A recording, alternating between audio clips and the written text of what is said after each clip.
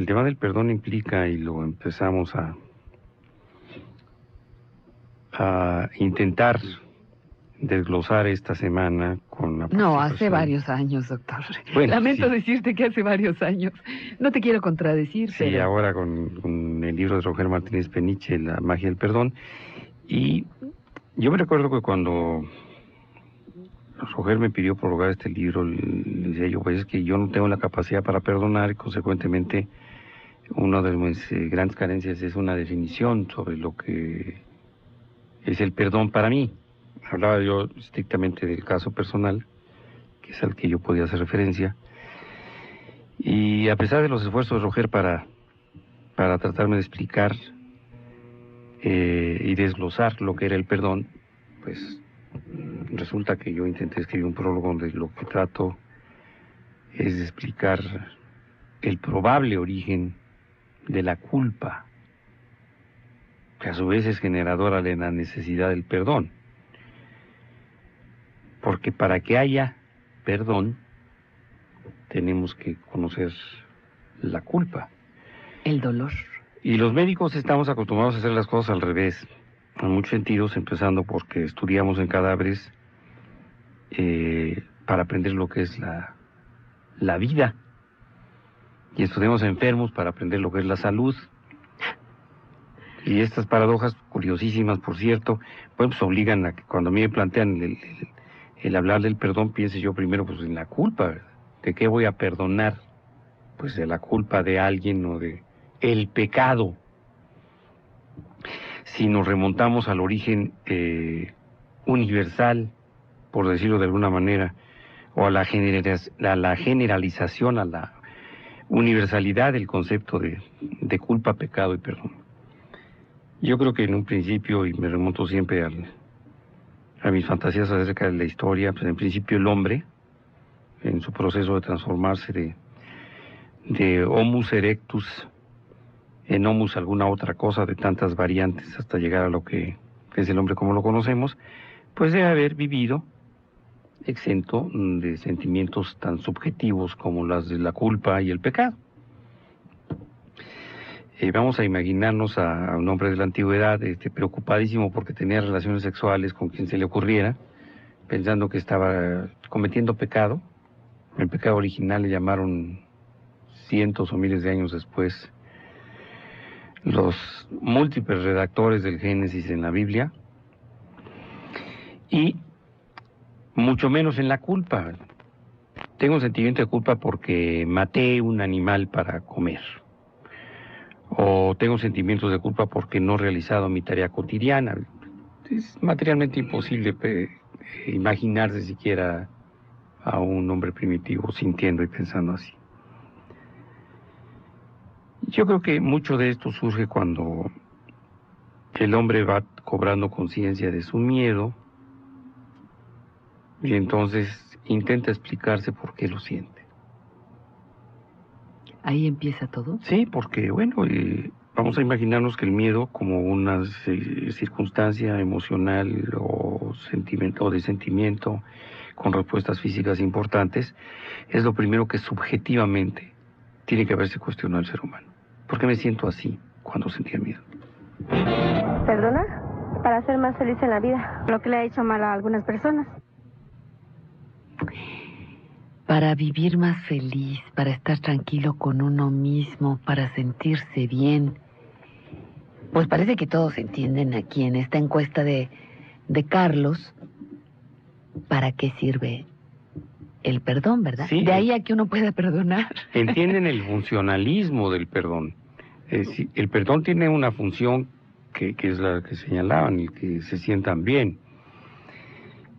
Pero habría una pregunta que haría el abogado del diablo, y esto es, bueno, ¿por qué se sienten mal? ¿O qué necesidad hay de que tengan que perdonar para sentirse bien? ¿Qué tal mal se sentían antes de perdonar y por qué? Podría caber la pregunta deliberadamente tramposa de decir, ¿y quién te crees tú que eres para tener que perdonar? También ¿Puede el valer? perdón como un acto de soberbia. Uy. Pero por eso es importante, algunas de las encuestadas hablaron de culpa. pues para no sentirse con culpa o para que no me remordiera la conciencia, etcétera. Y por eso, para tratar de explicar el fenómeno del perdón y su industrialización por parte, sobre todo, de las iglesias del judeocristianismo y de una parte muy importante que afecta al país de la industria del perdón, llamada Iglesia Católica Apostólica y Romana en México, habríamos que revisar por qué y para qué el perdón. Porque es muy fácil que alguien diga lo que acaban de decir, lo pensamos, lo sabemos, lo intuimos o lo hemos escuchado todos. Pero, ¿por qué perdón? ¿Para qué el perdón? ¿De dónde proviene? Y entonces hay que examinar la génesis de la culpa. ¿En qué momento el hombre, el ser humano, en su proceso de llegar hasta donde estamos el día de hoy, inventa la culpa o siente la culpa? Vamos a ser más elásticos en este sentido. Aunque sabemos todos que el perdón, cuando se otorga por pecado, eso sí es un invento como lo es el pecado.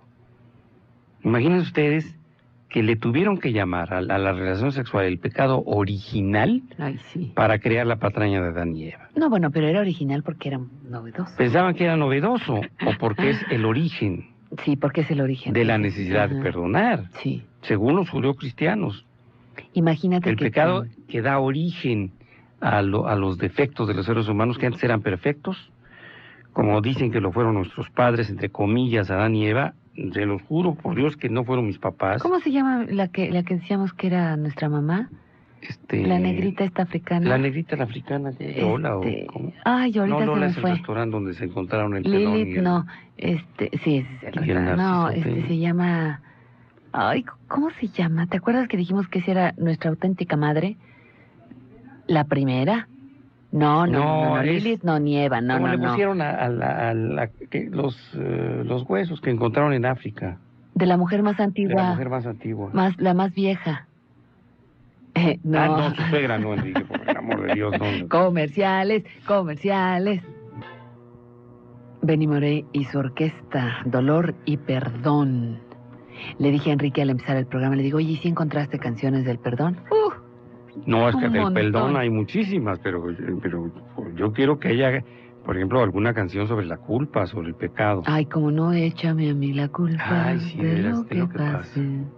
Pecado que cometí porque te quiero, que si también se hay sobre el pecado. Se te olvidó.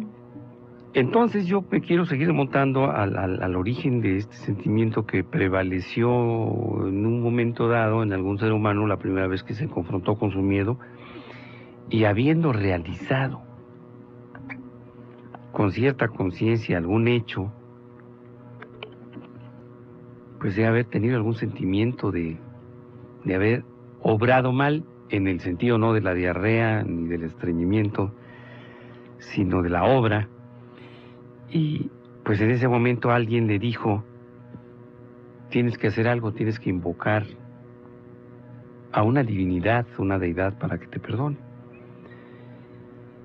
¿Por qué también? Pues porque entre los fenómenos naturales el hombre tiene que haber sentido la presencia de poderes superiores a su capacidad de raciocinio y haber creado o inventado a la divinidad.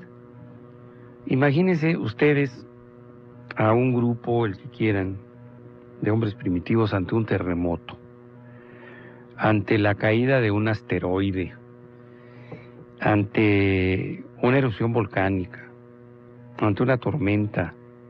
Bueno, pues tiene que haber sentido mal y tiene que haberse preguntado, ¿qué está sucediendo? ¿Qué está pasando? Y haber implorado a quien fuera para que ese miedo se terminara.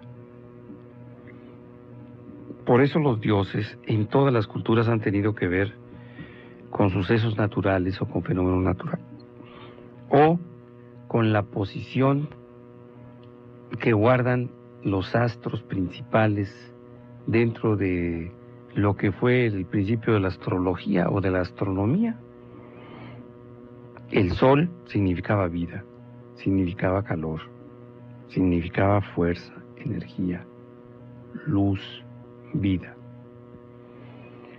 La luna que también tenía su parte importante en esas teogonías, o tiene que haberla tenido, pues debe haber significado, me imagino, la noche. Para algunos observadores que vivían en las playas o cercanos al mar, debe haber también significado una relación entre los cambios lunares y las mareas, las fases de la luna y los cambios hormonales en la mujer, las fases de la luna y los cambios de estado de ánimo en algunos.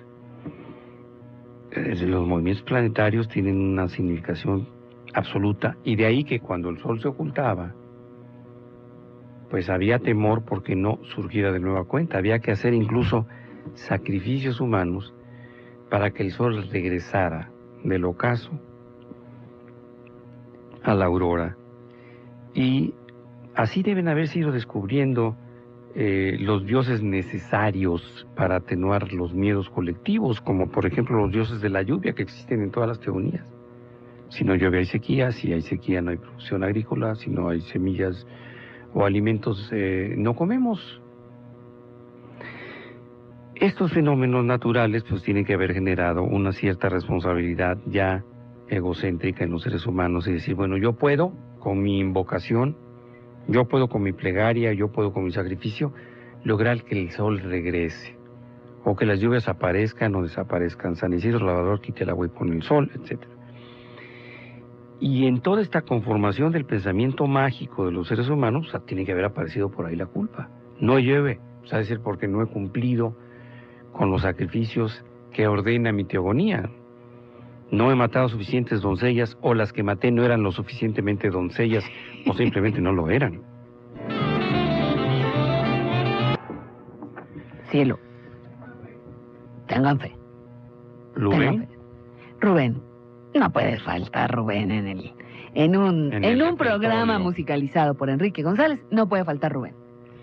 Claro. Bueno, seguimos con nuestra historia. Oye, ya deberías cobrarle, man. A Eres ver, su promotor número 1, ¿no? Su promotor número 1. Escríbele una cartita, querido Rubén. Ya sabes. Bueno, eso es un chascarrillo sin mayor complicación. Doctor, te escuchamos. Entonces yo, inmerso en esos pensamientos ahí tratando de hacer algo para Roger, bueno, me encuentro con la disyuntiva de que en algún momento aparece la culpa, quizá por temor al Dios. No creo que en el hombre primitivo haya habido la conciencia suficiente para explorar en su subjetividad y sentirse responsable o culpable de atentar contra otro ser humano, contra sí mismo, pero sí con un Dios. No ha llovido, pues es que tenemos la culpa porque no le ofrecimos esto o el otro, o llovió demasiado, o el sol se ocultó porque... O nos inundó todo lo que teníamos. Entonces hay que pagar. Y para pagar, pues vamos a hacer cosas. Yo me imagino que una de las primeras motivaciones para que el hombre construyera monumentos fue la apreciación de la necesidad de apreciar los solsticios y los equinoccios, la sombra proyectada por el sol, etcétera, los movimientos de la luna y los cambios en su resplandor o en su figura. Y de ahí, enseguida, las construcciones religiosas tienen un concepto de elevación para pedir sumisamente, a los demás, o a los poderosos, o a los dioses. Entonces en el hombre debe haber quedado esa idea, y es solamente hasta que el hombre se convierte en Dios, entre comillas, en que esa culpa empieza a generarse en los seres humanos. No creo que haya sido antes. No es lo mismo tener el sentimiento de culpa de haber agraviado a Dios, a tener el sentimiento de culpa de haber agraviado a un ser humano y habernos agraviado a nosotros mismos. Esta idea me hace pensar que hasta la concepción de las religiones monoteístas, las que creen en un solo Dios, y que ese Dios tiene representantes en la tierra, llámense profetas, mesías, como le quieran llamar, en última instancia sacerdotes o ministros, que el hombre empieza a generar culpas consigo mismo y con los demás. Si yo tengo temor a Dios, es por miedo, y después es por culpa. y después porque tengo un concepto